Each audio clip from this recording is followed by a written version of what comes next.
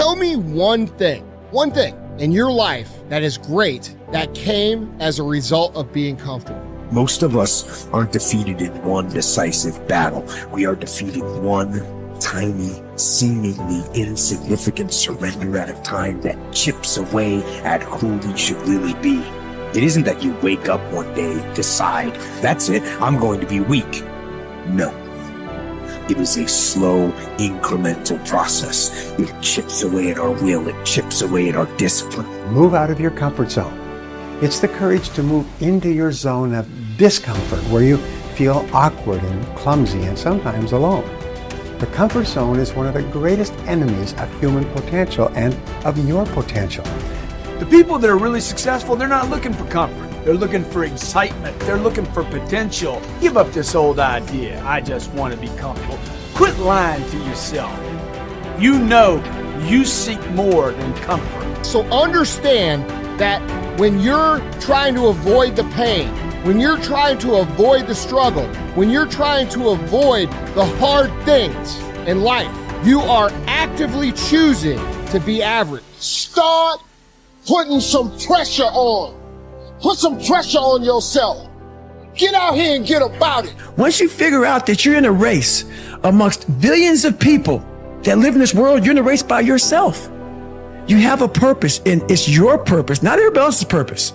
It is your purpose and only your purpose, and it's your race. That means you are persistently bigger than your excuses. You are persistently bigger than feeling lazy. And you are persistently beating the feelings that typically stop you. Stop coming up with excuses. Don't give yourself permission to continue to live a small life. You can't fit a big dream into a small life. Give yourself permission to go for it, to test yourself, to challenge yourself, to live full. When the sun comes up, you've got all the books, you've got all the tapes, you've got all the access. Now it's time to hunt. And what separates you from everybody else is that when it's time to hunt, you're ready to hunt. What I've come to appreciate when you're working on changing your life, changing some bad habit, getting out of addictive situations or relationships, or working to build a dream or making a difference in our society, it's hard. There are going to be all kinds of challenges that we all must face. You cannot live in this world without a challenge. You cannot live in this world without a struggle. Greatness is right on the other side of pain. So what are you running from it for? You say you want to be successful, then push through it. Stop making excuses and go get it. The lack of self-discipline is the major cause of failure, frustration, underachievement, and unhappiness in life. It causes us to make excuses and sell ourselves short. Perhaps the two biggest enemies of success, happiness, and personal fulfillment are first the path of least resistance and second, the expediency factor. The path of least resistance is what causes people to take the easy way in almost every situation. They seek shortcuts to everything. They arrive at work at the last minute and leave at the first opportunity. They look for get-rich, quick schemes and easy money. Over time, they develop the habit of always seeking an easier, faster way to get the things they want, rather than doing what is hard but necessary to achieve real success. The expediency factor, which is an extension of the law of least resistance, is even worse when leading people to failure and underachievement. This principle says people invariably seek the fastest and easiest way to get the things they want, right now, with little or no concern for the long-term consequences of their behavior. In other words, most people do what is expedient, what is fun and easy, rather than what is necessary for success. Every day, and every minute of every day, there is a battle going on inside of you between doing what is right, hard, and necessary, like the angel on one shoulder, or doing what is fun, easy, and of little or no value, like the devil on your other shoulder. Every minute of every day, you must fight and win this battle with the expediency factor and resist the pull of the path of least resistance if you truly desire to become everything you are capable of becoming. And then when you see people take on more responsibility and decide that they're going to aim up and confront their suffering honestly and forthrightly, that their lives get better and the lives of people around them get better too.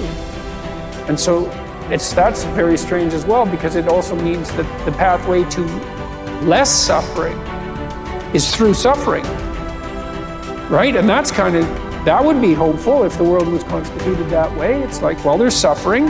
How do you make it worse? Run away.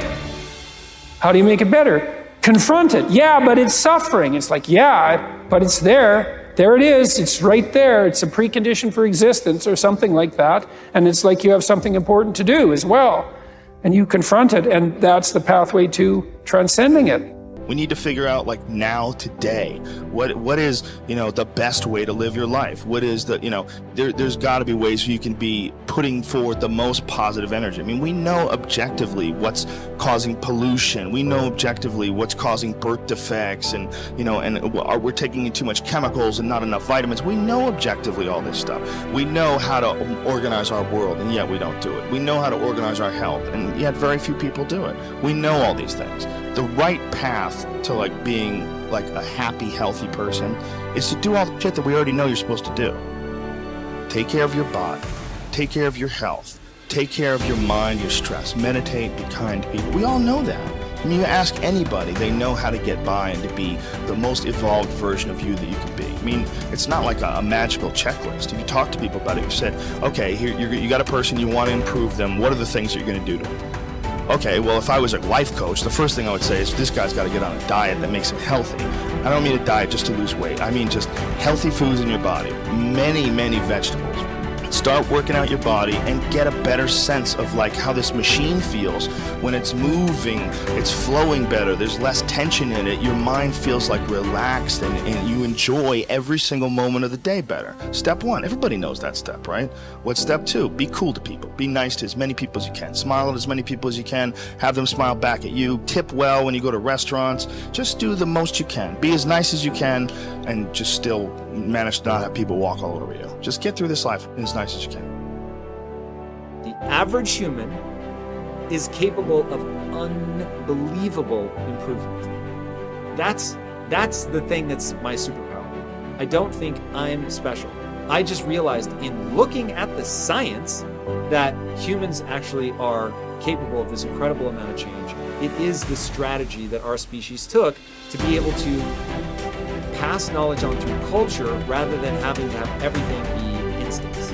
And in having that layer where we can drink in the culture and read books and learn from other people, and even now we're all learning from things that people thought thousands of years ago and wrote down. It's insane. It travels through you, and all of that wisdom stored in culture, so that as your parents are teaching you things, they're actually encapsulating a ton of the wisdom that is endured, whether it's endured from religion or books or whatever. You're bathed in a culture that is giving you all of this incredible information. And so recognizing how powerful and potent that is incredibly meaningful. But you have to understand that you have to allow yourself to believe that you can learn from that culture in the same way that everybody else can. And that's what you're designed to do. Now, for me, that completely gave me the confidence, and I put confidence in air quotes because it's not like I believe something specific about myself. I just believed that the human animal is capable of this extraordinary change. And so now I just needed to point myself in that direction. Now, this is the key. Once I realized that I could get better at anything, it dawned on me that how I spend my time is a spiritual consideration. And I didn't want to die with potential that I failed to turn into skill set. That to me, that speaks to me. How much of my potential can I actually turn into skill set and get good at this stuff and push and grow and improve? That to me is just this incredibly intoxicating thing. So for me, the discipline, the confidence, all of that comes from recognizing the human animal. Nothing special about me. The human animal is capable of extraordinary change. I'm going to have to put time and energy into doing it, but I'm capable of getting this change. Therefore, I can do anything I set my mind to. Therefore, it really matters what I choose to spend my time on. Therefore, I want to put structure and discipline in my life so that I can move forward on things that excite me, that matter to me, because I really can have this big crazy dream that I'm thinking of. So my discipline is really born of my desire to have that thing, coupled with my belief that I can actually get there. Desire and belief. Get those two things right, and the discipline will take care of itself.